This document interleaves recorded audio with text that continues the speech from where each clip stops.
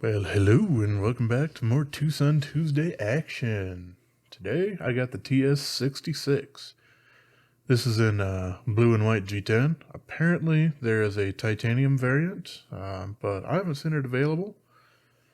Someone else had mentioned it to me, so, interesting. I do really like this design, so, in the future, if I do see the titanium variant become available, I might be interested in it. Anyway, this is a NightMorning Design, as we can see right here. It's also in 14C28N, which, at least from the knives that I've purchased from TwoSun, this is the one with the lowest number where they're using 14C28N rather than D2. So, interesting.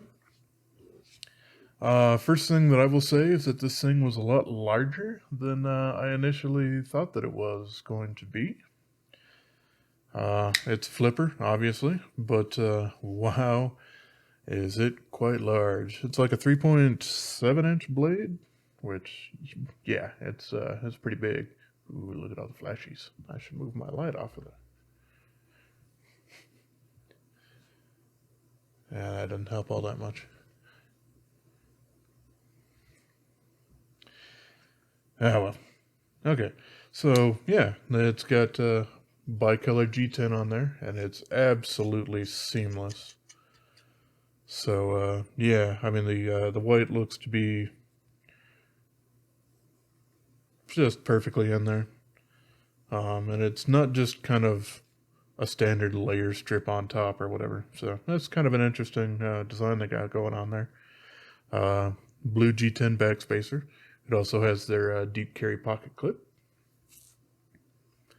Another one of the lower numbers that has that going on for it. What I also really like is this extended fuller you have here. So you can, a little bit of wrist action, you can spidey flick the heck out of that. Heck, you can even thumb flick it if you really wanted, like it has a thumb stud. Works perfectly great, and the detent doesn't really prevent you from having any issues doing that. So that's another fantastic step for it. The flipper tab is fairly muted, not super out there and pointy. It's not the lowest profile one that I can think of, but certainly does the job quite well. This blade design is also really interesting, having a very subtle arc to it all the way up. So you have basically 3.7 inches of belly. You don't have a curve like you'd get on a lot of other ones, but this does make a really versatile slicer, especially with the aggressive cutout here, thinning out the handle. You can, especially with a pinch grip, you can really get a lot of clearance before your knuckles hit the board. So it helps out in that way too if you want to, actually cut against something. We can go ahead and take a look on the inside of it. But before I do that, I suppose I should probably do a little bit of size comparison. So yeah, here we go. First up, I got the Spyderco Endura. And you can see it's, the Endura's handle's a bit longer, but the usable blade is basically about the same. So, yeah, that's pretty good for blade to handle ratio. Here's my delicious Manix 2XL. And again, the handle is larger, but the blade for it is just basically right around the same. So, yeah. Oh, the PM2, because everybody likes that. And just for whatever reason, I always pictured this knife being larger. It's not, but there you go. Still, the handle is larger than this guy, but the blade significantly shorter. Alright, and then my equivalent of the Rat 1. Yep, again, the handle's just a bit longer, and you have a shorter blade. And the last of my popular knives, the 940 there, which, hey, the handle's actually smaller than it, but the blade is also significantly shorter. Alrighty, so there's the comparisons. I can go ahead and take him apart. Nothing super interesting and groundbreaking on the inside, but it is nice to get in there and take a look at him. So there's the pocket clip. All the hardware, obviously, it's TwoSun, is T8. So you don't have any of those T6 screws lying around to mess you up or strip out or anything. And the dogs are going to bark a little bit. That's fine.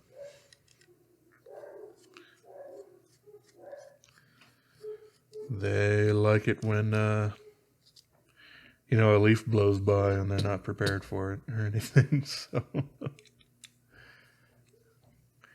this one, you can see, has a pivot that's just spinning around. I can try to keep my thumb on there and turn it, and yeah, that works. There's quite a bit of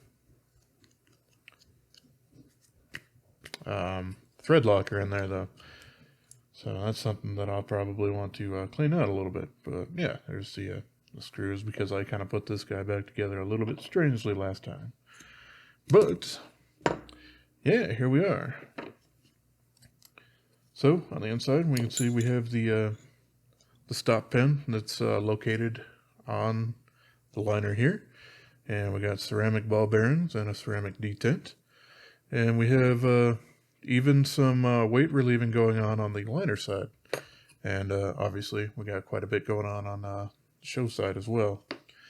Here's the little G10 back spacer. Nice, matches and everything. And of course, the blade itself. This guy actually does not have a detent track. I don't know if maybe some of their newer ones would, but this one certainly does not. Certainly doesn't really bother me. It still closes up super nice and tight. So yeah, I'm all good with that. So yeah, this is a pretty darn interesting knife. A lot larger than I thought, but the handle is actually quite a bit smaller. They've really forced that pivot point up pretty darn far, and it works out quite well.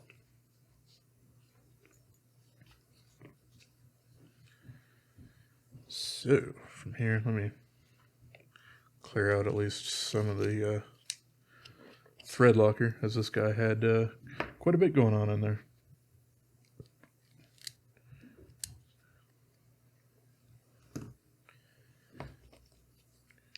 Right. Yep, I showed you as I was taking it apart that this does not have a D-shaped pivot, but it's easy enough to take out. What I am going to do is kind of standardize how this stuff was actually put back together.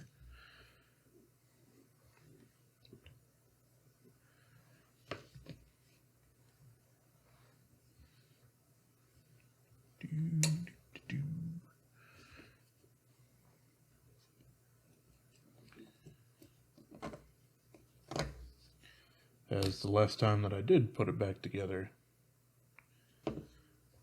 I kind of moved the pivot over to the other side, which I'm not super thrilled with, so I'm just going to go ahead and move that.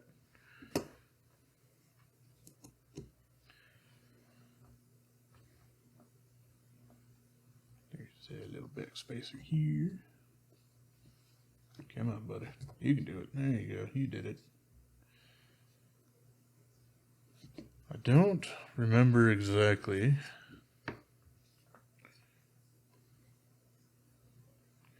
It's looking like I probably needed, yeah, I need to switch these spacers out, as they are not the same length.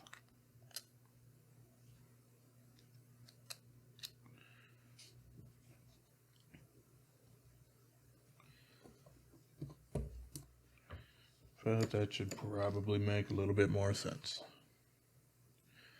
Alrighty, toss the blade back on here.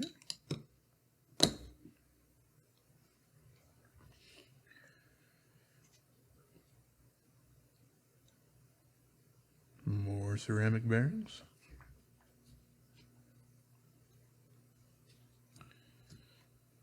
And the other line out.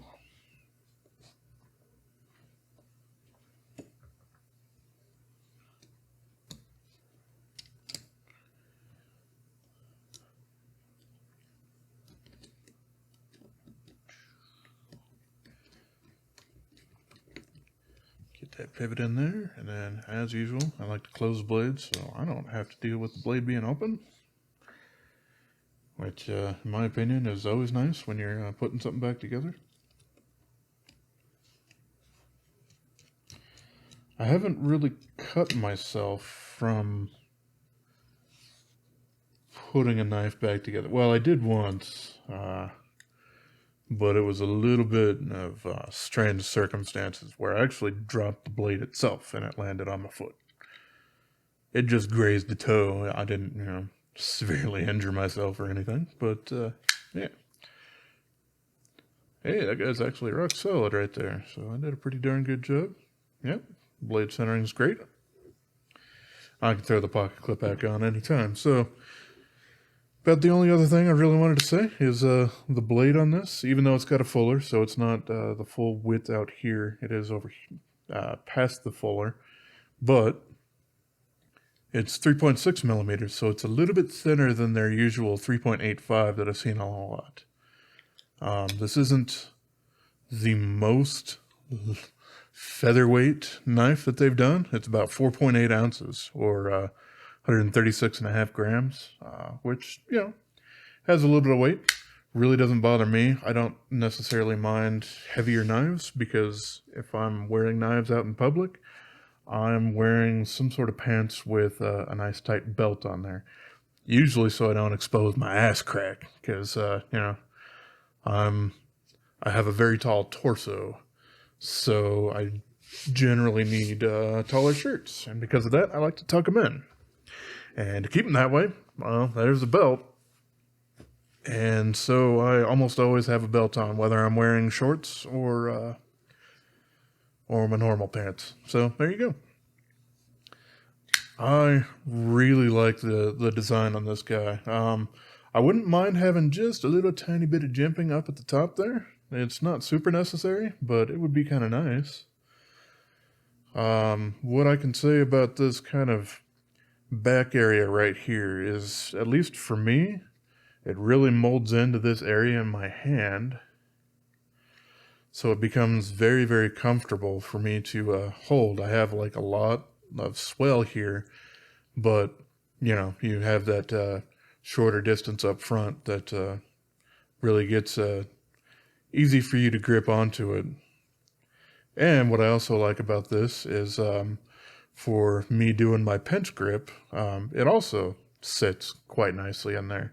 So it doesn't really create a hot spot in either way. It's just comfort. So yeah, I think NightMorning really knocked it out of the park with this design. It's kind of one of my favorite TwoSuns. Yeah, you got a really strange place for the lanyard hole, I guess. Whatever. But yeah, it's one of my favorites. I actually haven't carried it a whole bunch. I've used it quite a bit, but I haven't carried it a whole lot yet. But I think I'm probably gonna throw this back in the whole rotation so I can get to use it a little bit more out in the field rather than just, cutting things around the house. Well, anyway, there we go. That's another TwoSun for you. This is the 66. It's a fantastic knife, and if you're lucky like me, you can actually get a hold of it for a decent price. I think I paid $37 for this. But yeah, in general, I've noticed that TwoSuns, the prices have been going up on eBay because a lot more people are interested. Probably because of jerks like me and everybody else who keeps talking about how good these things are. So I guess I only have myself to blame.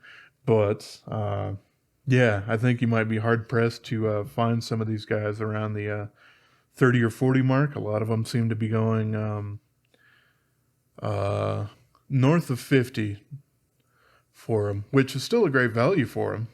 Just not quite the, mind exploding kind of value that you get out of some of these guys.